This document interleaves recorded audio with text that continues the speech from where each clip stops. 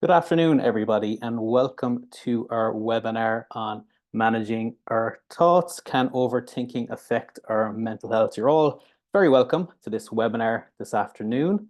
It's proven to be a very popular topic, this one, so we're really looking forward to the conversation over the next hour. So my name is Cillian and I'm working with Midwest ARIES, and yeah, we do these webinars every month in partnership with Mental Health Ireland. And just a big thank you to Mental Health Ireland for the ongoing partnership for all the webinars over the last, we've been at this 3 years now with the partnership, so it's great to have a range of different topics every month. So I'll just explain a little bit about today's topic and who we are and what we do with Midwest Series. So we are the recovery education service based in the Midwest. So we cover Clare, Limerick and North Tipperary. We do workshops there online and face-to-face in the community as well. We also have resources and self-paced courses, and I'll have more information on our timetables and those self-paced courses towards the end of today's webinar. Just for people joining for the very first time, this is an hour-long webinar, and if you want to ask questions throughout, there is a Q&A function at the bottom of your screen. If you even want to preload some questions in now or during the webinar, you're more than welcome to, and hopefully we'll get some good questions that the panelists can answer throughout as well. This webinar is also recorded for our Midwest Areas YouTube channel, and it'll also be available as a podcast on the Wellness panel, and that's all on good podcasting streaming services as well. So you'll get to be able to replay or watch it again in your own time. I'm joined by a great panel today. I'll get them to turn on their mic and their camera in a second. But I think I've covered everything. So again, today's topic is on managing our thoughts. Can overthinking affect our mental health? So we look at, I suppose, practical tips and tools that we can use in our lives daily that can help us manage overthinking and maybe unhelpful thoughts as well. And we'll have a good conversation around what the panelists do in their own lives as well. So I'll just invite Mike, Teresa, and Noelle to turn on their camera, and we will do a round of introductions. Hello, Mike, Teresa, and Noelle, you're very welcome. So I'll just do a round of introductions, and Mike, I'll go to yourself first, if that's okay. Yeah. Thanks, Cillian. I'm Mike O'Neill. I'm manager with Midwest ARIES, the recovery education service here in the Midwest. Thanks, Cillian. Thanks, Mike. You're very welcome. Teresa, we'll go to yourself next. Hi, Cillian. I'm sorry, I just realised I'm being very informal by not putting my surname on there. And it's actually the same as Cillian's. It's Keane as well, so Teresa Keane. I am a development officer across Mayo and Roscommon with Mental Health Ireland. Thanks, Teresa. You're very welcome to this afternoon's webinar. And Noelle, I'll go to yourself next. Thanks, Cillian. Hi, Cillian. I'm Noelle, and I'm a recovery education facilitator at Midwest ARIES.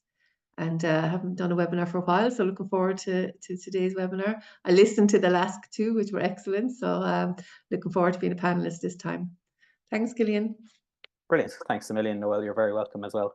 So we'll kick off with the first question. And Mike, I might put it to yourself first. So it's a definition. How would you define overthinking? Yeah, and I suppose overthinking is the word, is thinking too much. And and I suppose where we talk about in this context, it kind of affect our mental health is where it becomes problematic or unhelpful.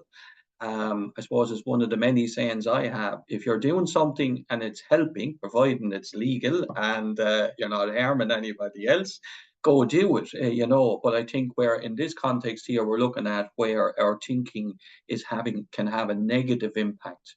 And, we spend lots of time then overthinking or running the same thought process over and over again, procrastination. Looking forward to getting stuck into this one. Thanks, Cillian. Excellent, Mike. Thanks a million. Noelle, I might come to yourself on your thoughts on the definition of overthinking. Thanks. Yeah, similar to what Mike was saying, I suppose for me, overthinking is when you place too much emphasis on something, and then that leads to you overanalyzing it, which then can kind of, I suppose, stop you from taking the action piece. And that can be a lot more stressful than it can be helpful. And also, I suppose, if you're fixating on something, because it's over a long period of time, it's usually not a short period of time when you're overthinking on something. So when you fixate on it, then it can it can become bigger. The issue or whatever it is you're worried about can become bigger than maybe what it is. Perfect. Thanks, Noelle. Teresa. Yeah, thanks, Cillian. It's echoing really the over-analysis piece, and just kind of drilling down too much around, I think, a single kind of idea, concern, or thought. I think as well, what it leaves you is that kind of the image of a hamster wheel, or trying to, so you're just going round in circles, and it's again the piece Noelle talked about. It's very hard to have any kind of goal-orientated behavior when you're stuck in that kind of hamster wheel. You're just moving the pieces around, but you're not solving anything. So it is, yeah, over-analysis.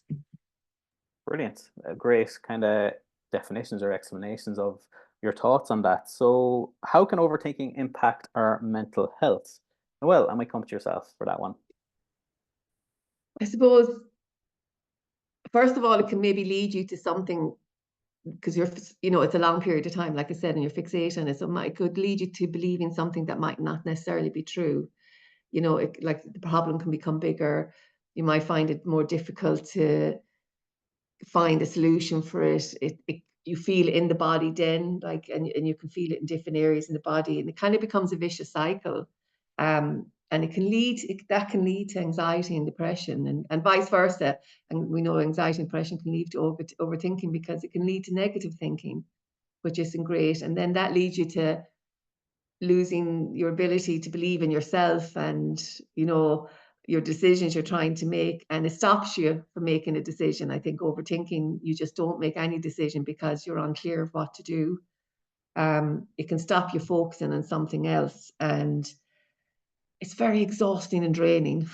That's what I feel like. I know when I do it, if I don't step back, I'm trying to teach myself to step back rather than staying in that hamster wheel, like Teresa was saying, because it's so easy to, not easy, but you can get stuck on that, and it can be a lot harder then to break away. Brilliant. And I suppose we'll look at ways to get unstuck, if you want to call it, in a short while there. But for the question, Mike, I might come to yourself. How can overthinking impact our mental health? Yeah, I suppose for me, when we look at the various anxiety disorders, that are out there, whether it is PTSD, OCD, it's where the thinking and how we respond to the thinking. So if we can respond then with, where we're experiencing emotions that are harmful, exhausting, distressing, but also engaging then in behaviors, like self-harm.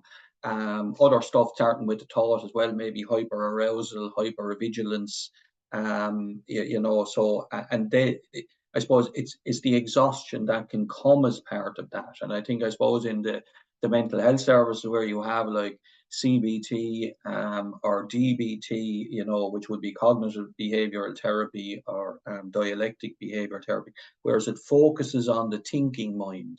And it's to change that piece as well. So I suppose it's not just we are saying it here in this conversation. I suppose, because it's recognized that it can impact on our mental health, and very much so, and lead to that debilitation. And it is exhausting if you engage in it. Yeah, thanks, Cillian. Cheers. Thanks a million, Mike. Teresa, what are your thoughts on the question? Thanks. Yeah, I believe, just from my own personal experience as well, of anxiety disorders, depressions, and different mental health challenges I faced. I think one of the biggest things I recognized about my overthinking was that it was often triggered by my inability to regulate my emotions. So I would have something happen that mightn't be that great. Maybe I had a little bit of a run-in with somebody and said something I didn't mean. Or they said something to me, vice versa. And I would then, it was more about negating the feeling. I didn't have permission to have my feelings, and my thinking would go into massive overdrive, because I would be trying to figure out a physiological response, cognitively. And it was just really, I'm saying this word with love, utter madness. You know, that's the space I'd be left in terms of the fight or flight mechanism in my mind. That's really interesting, Teresa. Does anyone any thoughts, additional thoughts you want to add? Even Mike, I and might I come might. in there as Yeah, well. go for it. Yeah. Something else I was just thinking there with Teresa saying that as well. I suppose the one thing like that personally, when I would overthink a lot, it consumes me, and I can just feel it consuming my whole body. And then I realized that I'm so fixated on the issue that I can't look at the solution at all. I can't come up with anything. I can't even think about a solution because I'm just fixated on the issue. And then that leads to the negative thinking and to those other things. But it also makes me feel like I have no control. And that's the other piece of it for me, that I've lost control now, and it leads to that like lack of control, loss of control within myself. So just wanted to add that as well. Yeah, thanks, Noelle. Mike, I know you were going to come in there as well, if you want to. Yes.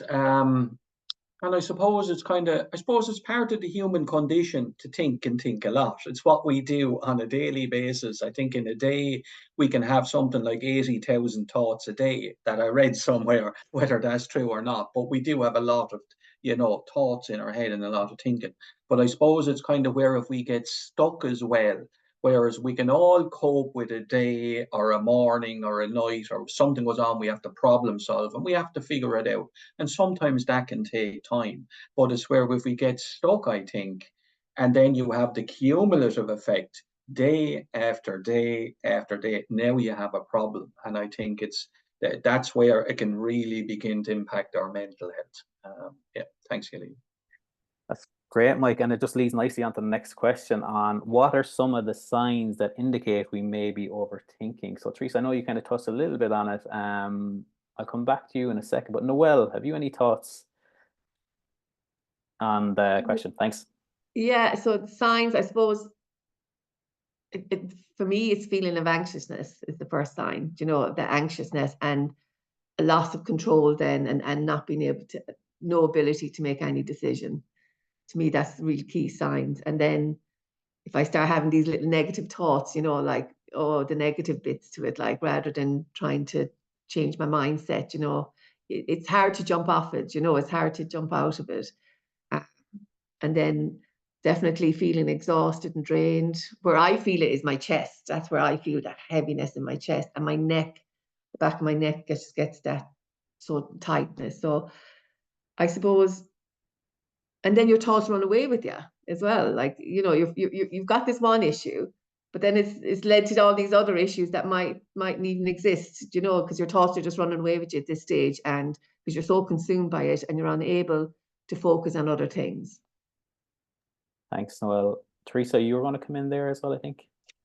Sorry, yeah, thanks, Cillian.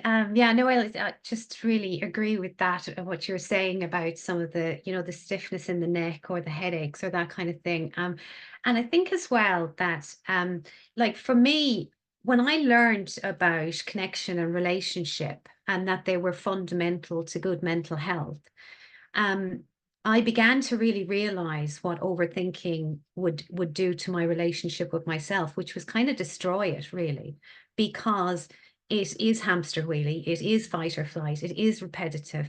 I am kind of trapped, and it tends to be into a negative spiral. Like I'm not thinking joyous, happy, free thoughts. I'm thinking, I'm catastrophizing, and I'm dramaing, the situation. I don't mean to, but that's where it goes to for me.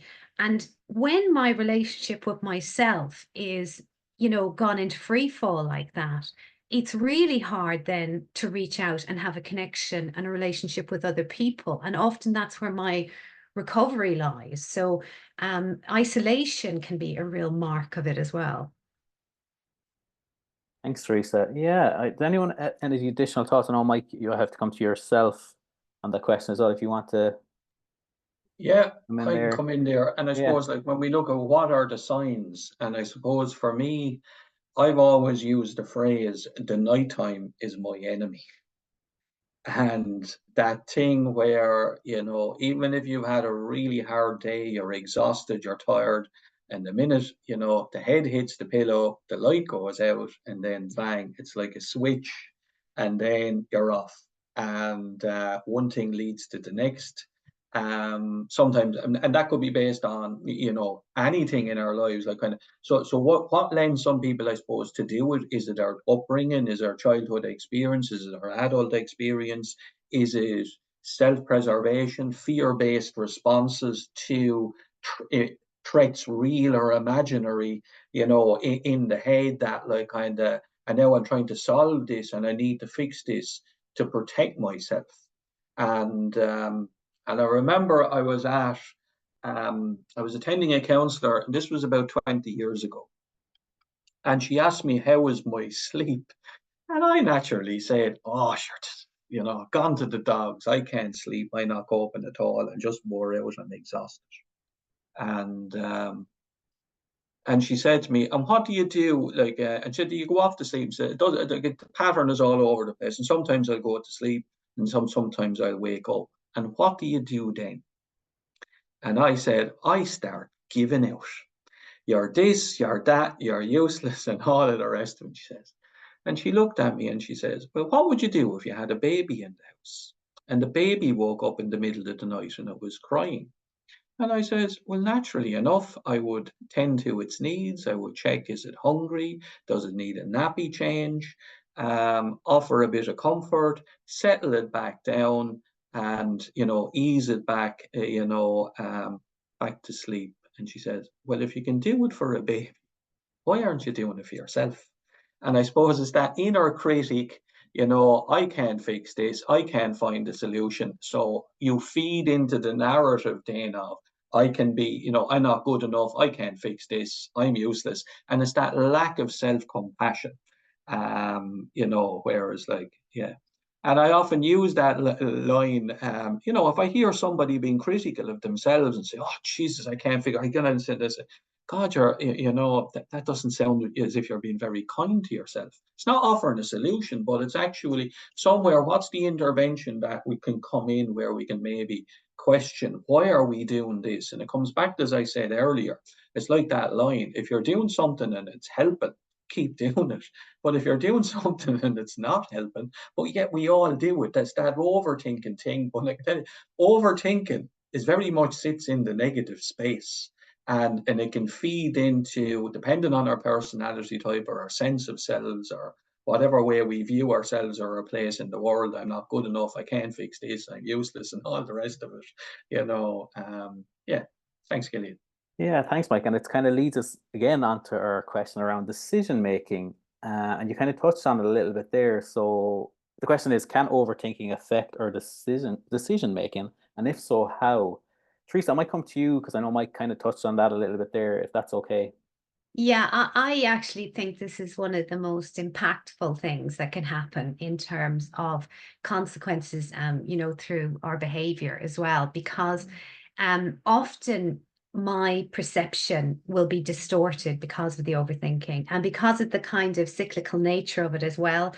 It's not solution focused, and the continuation, like Noelle was saying and Mike has said, is negative. You know, it's got rooted in kind of a bog-like space, and I'm left then figuring things out. And I do have, you know, like I'm psychic when I overthink, so I can tell what you're thinking as well, which is very unhelpful because I haven't got a clue and my crystal ball doesn't work at all.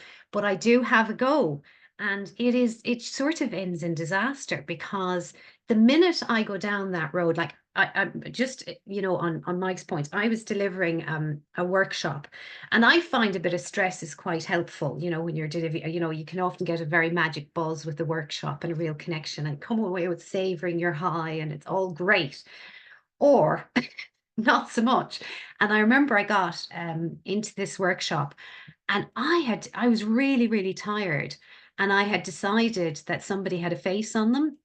And I kind of kept going, but it was hard work. It was going uphill. And then after it was over, the person came up to me. She went, my God, I loved your workshop. Like totally opposite of what I expected. I thought she had it in for me and really didn't like me. Do you know what I mean? And so the whole evidence, no evidence at all, in fact. And that's a really interesting piece in terms of, you know, maybe further down the line, what do you do, you know, about it? But for me, one of the biggest fallouts will be, you know, really poor decision making, or, you know, indecisive or no decision making, you know, in terms of overthinking. Thanks a million, Teresa. A really good example there. Noelle, what would you think around the decision-making piece? First of all, I was just like laughing about Teresa saying that, because, like, you know, I've noticed in sometimes our workshop, there's 3 of us deliver, and after the workshop, we can all have a different perspective on how that went, and that depends on how you're feeling at the time, I realize, or what place you're in. So it's great to have that debrief and reflection afterwards, because it helps you to let out, you know, those doubts or worries, you know. And I think just that, you know, it's only come to me now, I think an overthinking leads you to isolation because you don't voice it. So being able to have that little debrief and stuff afterwards can give you that chance to voice out in that moment when something's happened, rather than letting it carry on then and worrying about it for the evening. So sorry, I went off there. Just, you know, it just reminded me of that when Teresa said that. But yeah, I think it's a barrier, or I think it can be such a barrier to our decision making, because when you're fixated on something, you're not looking for the solution, because you're not able to, you know, the solution gets further and further away because you're just honing in on the issue that's going on. And then we lose our inability in ourselves to make decisions, which leads to feeling incompetent, not good enough, like Mike, you touched on that. Or we doubt the decision that we made. We overthink about, oh, did I make that right decision? And then you carry that through with you. And that can lead to a lack of belief in yourself, which I think is really damaging. And you know, because you can have a touch of fear with that, you know. And when Mike was just talking earlier, I was thinking of the word expectation. You know, we've such high expectations on ourselves to always have the answers. And maybe others around us expect that as well, because that's embedded in us growing up. And I think that's what leads us to overthinking a lot of the time, because there's that expectation there always. So then again, we sometimes are not able to take action then because of that. And then our emotions come involved in all of that. And you touched on that earlier, Teresa, about the emotion piece, and they can take over altogether then, which leads us to that repetitive cycle and lack of the ability to make a decision at all. And it can be very hard to break. I think that's the issue. It's very hard cycles to break. Sorry. Thanks a million, Noelle. I think that's really good, because I know we've talked a lot about the impact and about decision making and everything else, and we will get to what can help overthinking in a few minutes. Mike, have you any thoughts before I move on to the next question? Are you happy enough? Just on mute there. Sorry, Mike. Yeah, thanks. Yeah, just on that question, can it affect our decision making? And I suppose, as somebody who does overthink, as I said, the night time is my enemy, and when I hit the pillow, and it doesn't help one bit, but I do it, and it's very hard to break that. And I suppose one of the challenges for me is getting then enough sleep as a consequence of the overthinking. And then what I have learned to do in work is, you know, we start here at 9 o'clock in the morning, but I'm usually in around 8, because that's when I have clarity of thought. Because when the exhaustion comes and the tiredness comes, where there's always work to be done, but whereas there's something then, you know, kind of from 3:30, 4 o'clock on, where I need clarity of thought and I really need to think, rather than a spot. Like, I could get a challenging email and then I say, oh, well, that's it, I have enough of this, and I'm going to blah, blah, blah, blah, blah. And then I don't, because I know it's the wrong decision. But it's where I'm at here, how my thinking has affected my decision making, my overthinking, from the cumulative effect of interrupted sleep, which is every night, you know, so on every day. So I have to plan my day, you know, around that, to make sure then, because when I come in the morning, I can look at that email and respond accordingly and appropriately, and it would look completely different from an email I would have written the evening before. And you know, so absolutely, can it affect their decision making? Well, yeah, if I let it, it would. You know, now maybe there's other areas of my life where you know, where you look then at, it's a bit like, I suppose, how can it affect our tolerance? Because we all have a window of tolerance as well. So maybe when I go home, as I always say, just give me 15 minutes just to set. Don't launch with, blah, blah, blah, wait, I tell you what, blah, blah, blah, and we need to, blah, blah. No, just give me a break, just to come down as well. You know, so it's how do we manage our resources as well, just to give me a little time. So now I can talk. You know, and now we'll try and figure this out together, and then you're coming to the right decisions. And I suppose a former work colleague here one time, and again, the role she was in, it was very challenging, and she was working in isolation. She had a lot of I suppose, challenges, and that was the role she was in.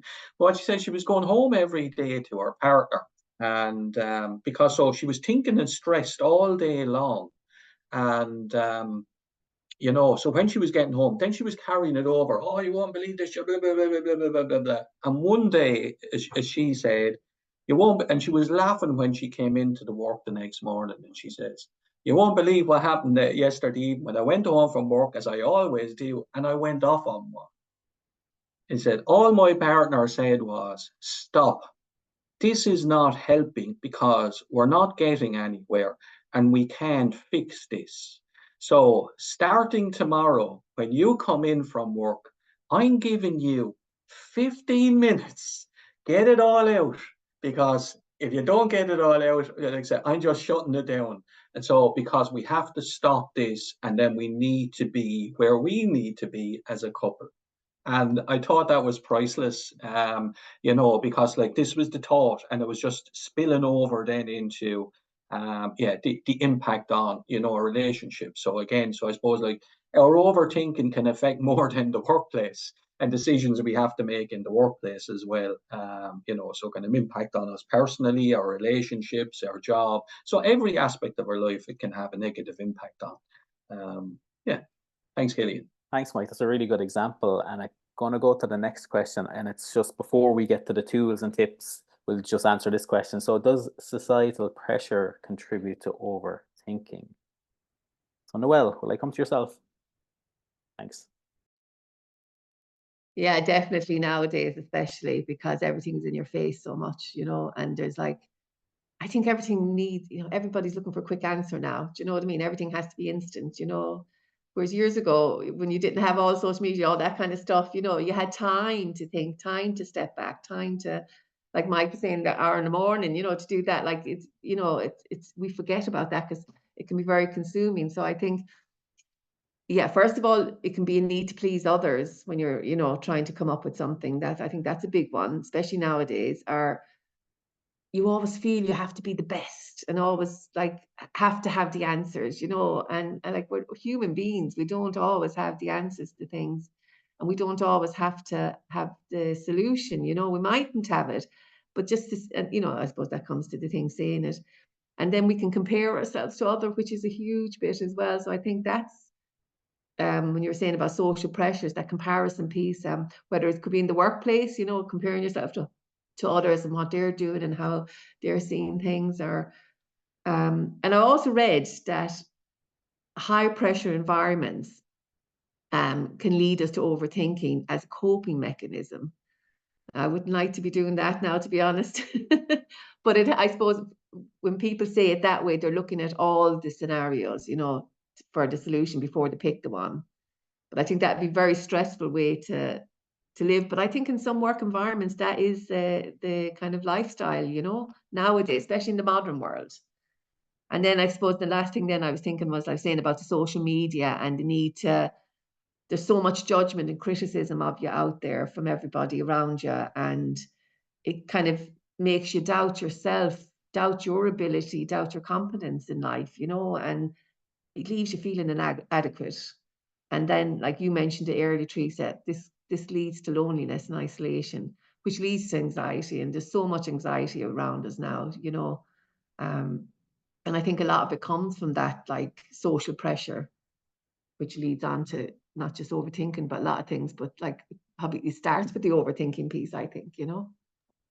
Thanks. Well, that's really good. Even the social media is a big one these days. To be honest, there's so much like criticism out there as well on it that can really affect on a daily basis. And yeah, it's hard not to have some form of social media nowadays, you know, whether it's just your phone even, you know, like it's just hard, you know. Yeah, it's hard to avoid it. Teresa, I might come to yourself if that's okay. Thanks, Noelle. Yeah, I definitely think that there's a bombardment of images all the time, and whether it is through, like, you know, film or television, or whether it's through advertising or social media, you know, Insta and all of this, it's really powerful and it does impact, and the studies have proven it. You know, there was a time in the 80s when we used to all wander around going, oh, you know, advertising doesn't affect me, you know, and then we heard the word subliminal, and then we had a whole new understanding of how it was informing our subconscious, that we just didn't act immediately, but we acted later on and went into the aisles and bought. And it's the same with social media. They don't really know the full impact of that yet, but it's got a very powerful one. I mean, I looked at a study recently that was showing images on Instagram, and there was a few. So one of the ones that was analyzed was a girl. She was in this beautiful restaurant with her partner, and she had this lovely dessert and a glass of sparkly, and they were very shiny, happy people. It was just wow. Anyway, they interviewed her, and she said that her and your man had just had a row before the picture was taken, because she wanted to go home for Christmas and she felt really lonely. She actually didn't want to be there at all. And the sun was getting on her nerves in Australia. God, what a wonderful problem. What a high class problem.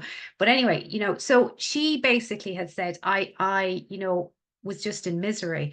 And they had a whole host of these responses from these images that were being shown and the stories behind them.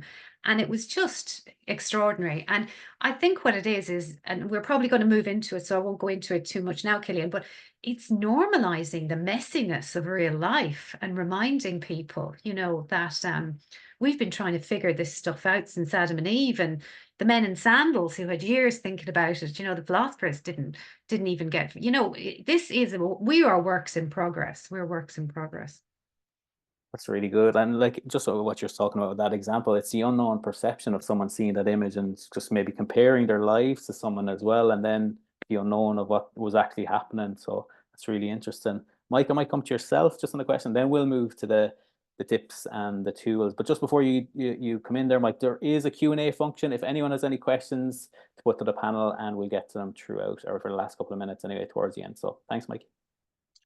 Yeah, societal pressure. And I suppose it is like, well, what is societal pressure and where does it come from? And I suppose a lot of it is, you know, it's, if we're to use the mental health word, compliance. And, you know, and when we hear that, is it a good thing or a bad thing? I don't know. But again, it is like kind of, I suppose it is that pressure of, if you allow it to be, you know, I was with a counsellor there recently. And I suppose that when we look at pressure, people have to say, you know, and you hear some people say, and it almost sounds trite, but they say, sure, pressure is for tires, you know, and it's a simple throwaway comment. But if you could get into a mindset like that, it would be brilliant, you know. And again, as I said, I sat down with a counsellor and I said, I'm feeling a bit stressed at the moment. And her response was, well, stress never solved anything. You know, so, and again, so it's around our thinking. And I've often done it for fun with people as well. And, you know, where people are challenged around with anxiety and stress and thinking, and it's all this overthinking piece. And as I say, well, that's great. Now I'm going to do a little exercise with you now, you know, and they'd say, what? I'm going to take control of your mind, and I'm going to fix this. And I would say, look into my eyes, and I would do this, and I'd say, now focus and concentrate. Can you feel me, you know, taking over and taking control? And there's almost this panic look comes back, and they say, no, I can't. And I say, exactly, because no one can control your mind. You're in charge of your thoughts, you know, and yet, you know, we allow other stuff to take control of our mind. So it's a bit like a colleague here the other day said, I can't remember the exact scenario it was, but basically we call it a mini bomb has gone off. What will we do? And my response was, and I started laughing, sure, we'll be all dead in a few years. What does it matter? So sometimes it's about that perspective as well. Like yeah. So am I under threat? Am I safe right now? Am I under threat? Do I really need to respond, and how do I need to respond? And I know you're getting to those questions now, Cillian. So I suppose it does come back to having the awareness. So no matter where the pressure is coming, the message is coming from, because like we're talking about nuclear threats, Ukraine, Palestine, we're bombarded with negative imagery. Then social media. Thankfully, I don't use it. You'll never find me near it. Because as I would say, it's back to, is this helping? So there's nothing in social media helps me, so I don't bother. I limit the amount of news I absorb. So I tend to, it was like somebody, I was talking to a friend there a while ago, and he said, I've just read the most amazing article, he says, on the paper. And he said, and there was a whole page, and there's a whole study done it, and it was a psychologist work on this. And he talked about, mindful walking, and then when you go out, you take notice of the trees and the flowers and the birds and all the rest of it, he says.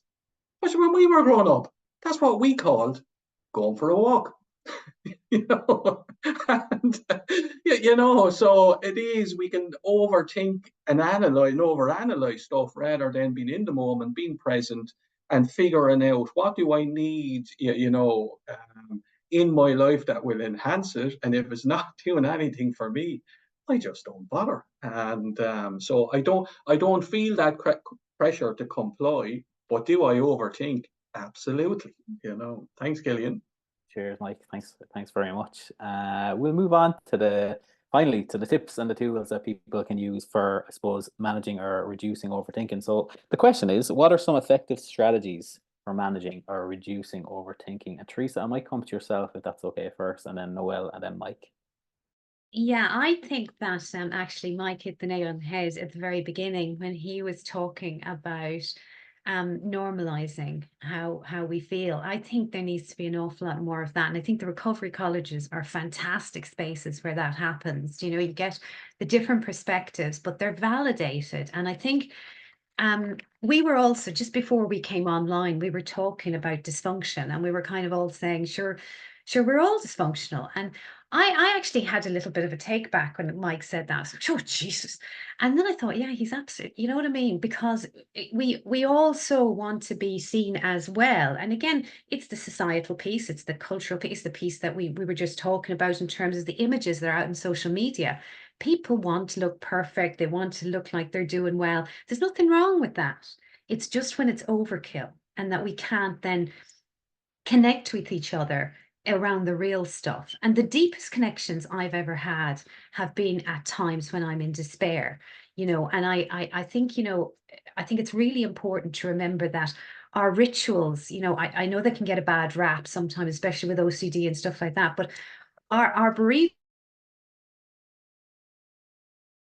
rituals, give us incredible comfort. And I think often maybe we have to think about some rituals that maybe we can practice ourselves. And I think there was a study by a guy called Iger Grossman, and it was called Solomon's Paradox. And I just think it's fascinating because Solomon was the wisest man in the Bible. He was the one who came with all the decisions, and he resolved all the conflicts, and he came up with all the solutions. Anyway, this study showed that he made some whang banger decisions himself that were really, really poor. And I think that is the paradox. I think that's the hypocritical bit we all have in us, that we all are brilliant at seeing somebody else's difficulty, at giving sage advice, at listening, at being empathetic. There's loads of skills that we all have around this stuff.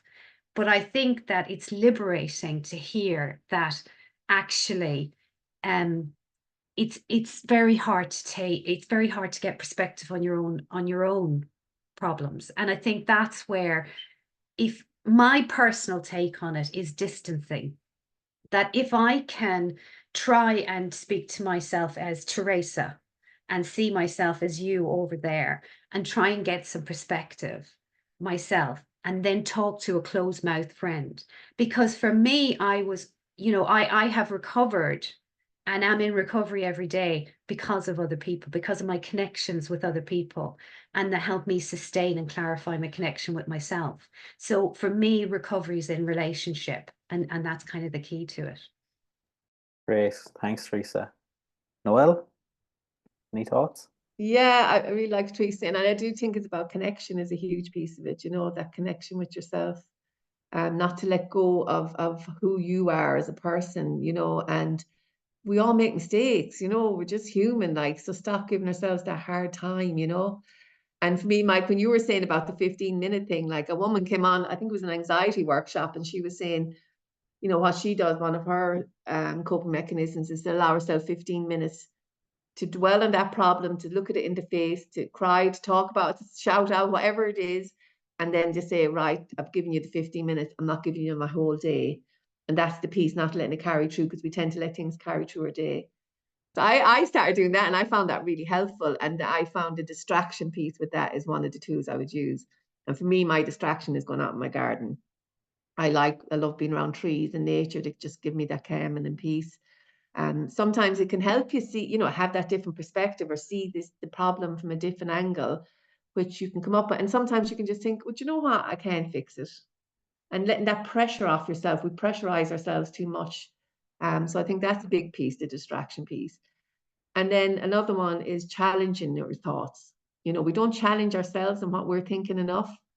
And there's a CBT tool we use in one of the workshops called Catch It, Check It, Change It. Catch It, Check It, Change It.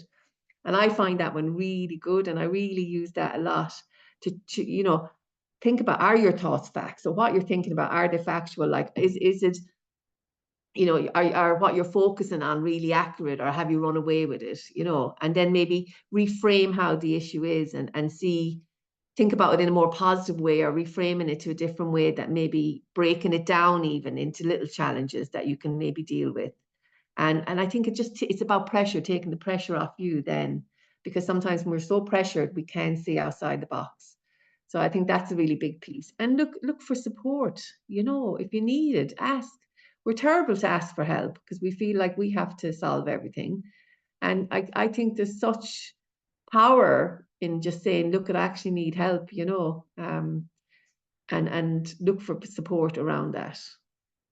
And the one you said as well, Mike, about, the mindful walking, like I do that when I go on the walk. Now, I don't have my phone on, I don't listen to music, I don't listen to podcasts, because again, that's another noise in the head.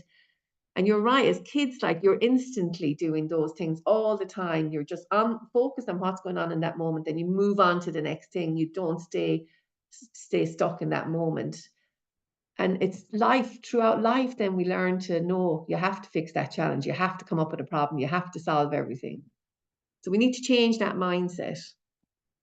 Yeah, sorry, I went off a bit there. No, it's really good, Noelle, because it reminds me of what you're saying about challenging the thoughts as well. And what I would do, just as my own example, we kind of look at the worst case scenario of different things. So I kind of trying to reframe it to the best case scenario. So what's the opposite of things that can go well here, rather than dwelling on the negative all the time? I'll think to myself, what's the best thing that could happen out of this? I'll learn something, I'll challenge myself, or whatever it may be. And that's kind of how I would look at managing unhelpful thoughts or reducing the overthinking, is look at the best possible scenario or solution, or whatever way I can look at it. And so that's love kind of, that. That's good. Yeah. Mike, how might come to yourself? That's okay.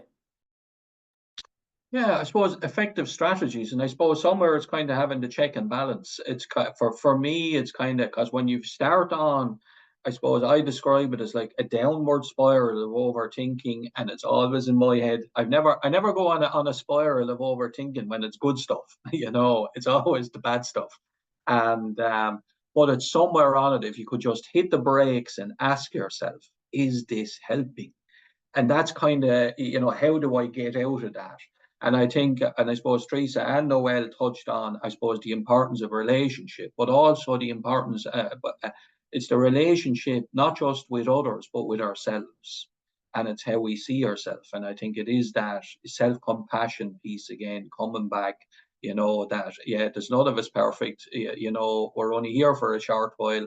It's not going to last forever. And it's about trying to get as much in it, the best out of life as possible. And, yeah, you know, so, yeah, and again, I suppose if it does, I suppose, tip over, yeah, reach out for help if it's not helping, because particularly with the intrusive thoughts or negative thoughts, you know, and I think there's something about waiting as well, because like you might feel like today, yeah, that's it, I've had enough, and sometimes you might just have to just say, yeah, that's okay, I'm having an off day today, you know, I'll go again tomorrow. And it's that self-compassion piece rather than just beating yourself up all the time. But I think where it gets harmful and it's affecting you know, your quality of life and your relationships, I think there's something then at that stage about where you have to, I suppose, maybe if you have good friends, wise counsel, check in, ask their opinion, you know, that if you reach that kind of threshold of I need to, you know, try something else here. It could be going to a GP, it could be medication, it could be talk therapies, you know, because I think there's something about being heard, but then there's also being heard and responded to in an appropriate way. Whereas, because if we don't have strategies ourselves, there's people out there who can help us find them, you know. And I think, you know, and as Noelle said, a perfect example going out in the garden. And so it doesn't have to be hard, you know, it can be something we and you know, look at our strengths and look at we enjoy, you know. And I think to use Teresa's phrase, like, get off the hamster wheel, because like, you know, I suppose in our workshops as well, I've often had that conversation where people were just saying, and life is tough, you know, we could be in an acute psychiatric unit, you could have somebody who is, you know, homeless, you know, various problems, or, you know, mental health diagnosis, and, you know, and they're really struggling hard. And where they can see a way out, they can see the light at the end of the tunnel. And, you know, whereas like, and I suppose for us in our work that we would, you know, our facilitators, some people have been in that position where they say, well, look, I've been there, I'm out the other side of it, you know, stick with it, you know, there's always hope, and hope is, for me, is based on the future. And, you know, so yeah, people are far more resilient, you know, because then, you know, we give people credit for, we have an inbuilt resilience, you know, but I think there is, you know, we may need to step up at times, you know, and ask for, you know, professional help. But I think that inner resilience, you know, as I would often say to people, well, you're still here. You know, yeah, you're still in the fight, you know, keep going and stick with it, you know, but reach out for help, and you can get there. Yeah, thanks, Cillian. Great. I'm like, yeah, I like the piece around the self-compassion that you were mentioning earlier as well. It's so important, but it's, I suppose we always talk about most webinars about having the self-awareness around things as well, to know when things are, I suppose, if we are overthinking, or I suppose dwelling on things or ruminating on different thoughts. And a tip that I use when I'm overthinking, I bring it back to my breath. I use an anchor to kind of always bring it back to the here and now, because usually my overthinking is about something that's a week away or 2 weeks or a month away or in the past or something like that. So I kind of just take a step back, take a few breaths, and then I'm in the moment again, and I kind of can say, look, this is not helpful. Like you were saying, Mike, earlier on, is this helping me? And look at maybe solutions that way, or journaling or something like that. So yeah, that was just my idea. Yeah, go for it. Just Noelle, add one thing, yeah, and along with that, like, but especially being kind to yourself, is self-acceptance is really important part of it as well. Like, not being so hard on yourself, and if you've made decisions, like, and you're doubting them afterwards, or maybe they weren't the right decisions, forgive yourself. You know what I mean? It's your human, it's human nature, you know, and show yourself that kindness and compassion, and just stop being hard on yourself, and just accept where you're at. Because you're okay, like, we're all okay, you know what I mean? There's nothing wrong with us, like, so just accept where we're at and then start from there. Yeah, I brilliant. think just on that as well, Noelle, what you were saying there, coming back to, I suppose, getting into the garden, that was I didn't finish that point there. Whereas we may have issues that we can't solve right now, but if you can build enough I suppose, breaks into the day where you're getting off the hamster wheel, you know, that you are doing something you enjoy, that will help build your resilience. And that could be meeting somebody for a coffee, you know, doing, you know, reading a nice book, practicing a bit of self-compassion, self-care, like those breathing exercises. And the more of that you can build into your day, you know, the more resilience you will have for applying your thinking in a practical way to help you come up with plans and strategies for rebuilding your life. And I think one of the biggest, I suppose, and coming back, I suppose, when we look at overthinking and problems, and I know the first time I went to a GP and said, here's what my life is like, you know, and she says, I'm going to get you into the mental health services because, you know, I'm of the opinion here that you're mentally ill. And that was like a light bulb moment going off because I had no awareness, because it was just me. There wasn't I didn't have a yardstick to measure me too. This was the way I always was. And so sometimes you can have those revelations or, you know, breakthrough moments as well that can be really helpful to give clarity, you know, because sometimes if you can name it, well, now, I suppose to me, when I look at it, someone that gets a diagnosis, you know, so it's like a physical illness. Well, that's great now because there's treatment and we're heading somewhere and things are going to be okay, you know. So that, without it being said, that was what was communicated to me in here, that this was a positive thing, you know. Yeah, so, and I suppose it's be open and willing to change as well, because like fear of change, yeah, is one of those things as well that a lot of people, you know, can get stuck in as well. So, and you stay in that thinking cycle. So sometimes it requires an action and a little bit of doing, you know. But yeah, but another way to look at it, say even that when you say, well, like action and doing, but you have to be ready. You know, so, and that comes back to, well, if I'm not ready today, practice self-compassion, you know, just sit with it, and that's okay. Go again tomorrow. And if you're not ready tomorrow, keep going until you're ready, you know, because it will change. Yeah. Thanks, Cillian. Mike. Final question, and it's, what one piece of advice would you give to someone to help them manage unhelpful thoughts? Maybe keep it brief as well, just because I know we've kind of covered some of it in the previous question as well. So one piece of advice that you give to someone to help them manage unhelpful thoughts. Noelle, will I come to yourself if that's all right? Yeah, do you know, I the way I look at it now is like, if you're in work all day, like, you'll go for a break, you know, or if you're doing, no matter what you're doing in your day, you'll have a break. And I always think that's your physical break, your body's a break. Like, so give your mind a break, you know, think of that each day. I need to give my mind a break from whether it's overthinking or whatever's going on, and practice that every day. And then find the piece that can help you do that, whether it's the breathing or the garden. It's the garden for me, or a walk in the countryside, you know, or whatever it is that, like Mike said, and Mike hit the word, the joy piece. Like, find something that's going to give you a little lift, even if it's only for 10 minutes during the day, and practice that every day. Give your mind a break, the same as you do with your body. Brilliant. Thanks, Noelle. Mike, I'll go to yourself, and then Teresa, I'll come to you next. Thanks. Yeah. And I suppose it's one of those things come up, I suppose, in our workshops as well. And I suppose just keeping it brief. And again, as well, where do I find something where I can experience that joy? Because I can't think of one thing right now that's going to give me joy. But you can always say to that person and yourself was, think of something that you did as a child that you enjoyed. Give it a go again and see if it'll work again. Because again, we're the same person as we were when we were a child. Excellent. Thanks, Mike. Teresa. Yeah, I suppose I think, you know, I suppose I've just been reflecting on everything we said as well. And I think, you know, for me, there's no magic bullet. And, you know, although I would lean towards, you know, certainly some solutions over others, I do feel that I didn't come into the world, I didn't grow up in a family to be my full feeling self, you know. I didn't grow up in a family which understood communication. Now, it doesn't mean we weren't good people. We were good people, but there was a lot of us. There was 10 of us, you know. And my mother, really, it was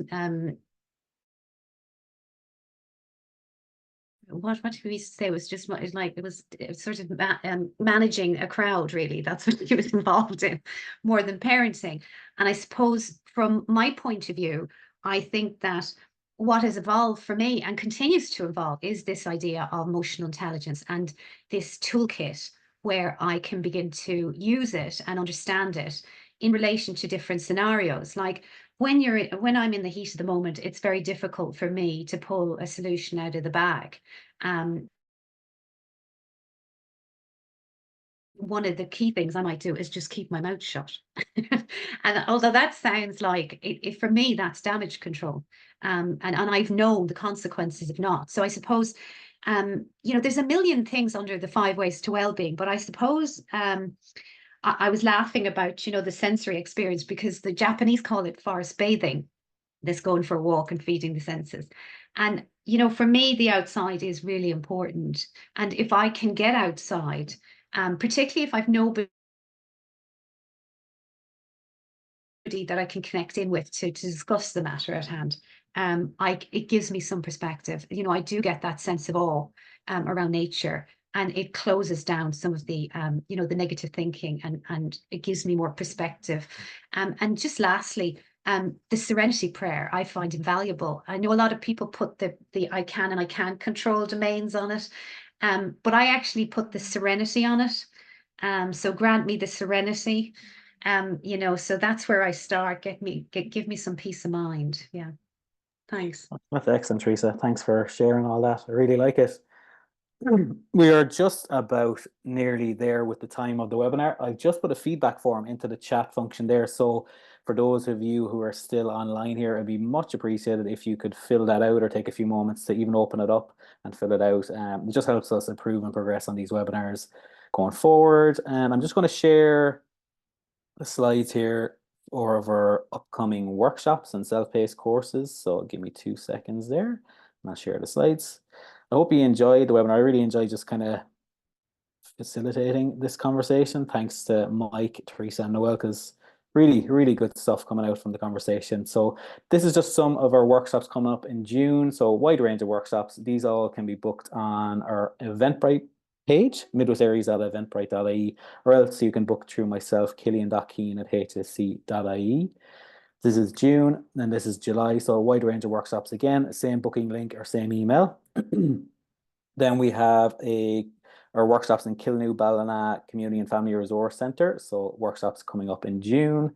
Then we have our self-paced courses, so introducing occupational therapy, understanding acute mental health services. So we have another few here: my perinatal self-care, getting the best from my mental health appointments, another self-care course. So you will receive these in your learner pack that you'll get towards the end of this week, so you can use the posters and scan the QR codes to get access to these courses.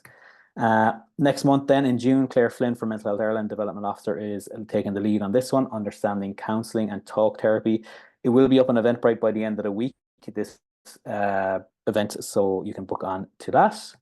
And then Teresa, I might come to yourself. This is Claire Flynn's email, who is with Mental Health Ireland. But Teresa, if you want to share your own details in the chat or anything like that, or come in if you'd like, just on Mental Health Ireland. Yeah, absolutely. Thank you. So we deliver free workshops around 5 ways to wellbeing, mental health and wellbeing, mental health first aid, which is a bigger piece, a 2-day course. So if you wanted to have any of those, maybe with your groups, or you could talk to your group lead or whoever it is, I can happily arrange that for you. And I'll pop my own email into the chat as well. So it's just Teresa Keane at mentalhealthireland.ie, replacing Claire F. Okay. Perfect. Thanks, Teresa. And even if you have any resources, I can put them in the learner pack as well, or even Mental Health Ireland email is there anyway on the page there anyway. So that's perfect. And finally, then this webinar will be uploaded on our YouTube channel, and then our podcast, The Wellness Panel, as well. So it'll be all on iTunes and Spotify as well over the coming days. I think that's it. Just stop the share there. So yeah, we're just close to 3 o'clock, but I just want to thank all the attendees for sticking around. I think most people stuck around till the very end, which is great. So hopefully you enjoyed the conversation, and just thanks to Mike, Teresa, and Noelle for the great conversation. I'll just pass it over to each of you if you want to say a goodbye or a final word. So Mike, might come to yourself. Yeah, thanks, Cillian. Yeah, and to Teresa and Noelle, enjoyed the chat. And again, I suppose it's just having stimulating conversations, and yeah, it's always interesting. Thanks, Cillian. Thanks a million, Mike. Teresa, I'll come to yourself. Sorry. You're Trying great. to mute, Cillian. Yeah, it's lovely. I've only just met Mike and Noelle and yourself, Cillian, and I just got a lovely warm welcome. And I really enjoyed being part of this. Thank you for inviting me and thanks for including me.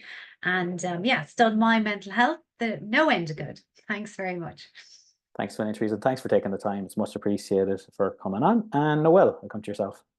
Yeah, thanks everyone. It was lovely sharing the panel with you today. It was great. Yeah, and Cillian, thanks. I love these webinars. I think they're really helpful. But what I find is all the things, that the work we do and the webinars and the discussions we have are constant reminders for me to keep practice what I'm preaching. You know, not just saying it. I'm doing what I'm saying, because it does help. It helps my well-being, and it's just a constant reminder of managing our well-being, because it's so important.